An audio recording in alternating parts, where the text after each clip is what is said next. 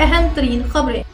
सांगला हिल पाकिस्तान की आवाम कश्मीरी भाइयों के साथ खड़ी है। चौधरी तारिक महमूद बाजवा सांगला हिल में चौधरी तारिक महमूद बाजवा और assistant commissioner Sangla Hill Zahiruddin Babar की क़यादत में कश्मीरियों से इज़हार यकजहती के लिए एहतजाजी रैली निकाली गई।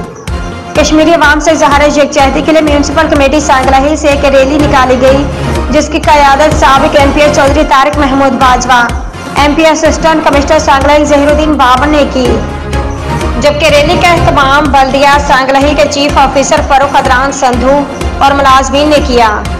रैली में सियासी, समाजी, कारोबारी, इल्मी, अदबी, सहाफती हलकों से ताल्लुक रखने वाले लोगों की कसीर तादाद ने शिरकत की। रैली से खिताब करते Chaudhry Tariq Mahmood Bajwa, MP assistant commissioner Sangla Hill Zahiruddin Babar Hill ने कहा कि भारत ने कश्मीर पर नाजायज कब्जा जमा रखा है और गुज़श्ता 75 सालों से इन पर जुल्म और बर्बरी का बाजार गर्म किया हुआ है। सेक्युलरिज्म का नारा लगाने वाले भारत का दोगलापन सबके सामने आ गया है। आज़ादी हासिल करने के लिए कश्मीरी की आवाज़ को दबाने के लिए हजारों कश्मीरियों को शहीद कर दिया गया, ख़वातीन की हुर्मत को पामाल किया गया और बच्चों को भी निशाना बनाया गया। उन्होंने कहा कि अक़वाम मुत्तहिदा की करारदाद के मुताबिक कश्मीर को फौरी तौर पर आज़ाद किया जाए। रैली के शिरका ने कहा कि कश्मीर के साथ पाकिस्तान के अवाम खड़े हैं। इंशाअल्लाह कश्मीर को जरूर आज़ादी मिलेगी, भारत को इसके किए की सजा जरूर मिलेगी। रैली में शरीक लोगों ने कश्मीर से इज़हार यकजहती के लिए खुतबे उठा रखे थे।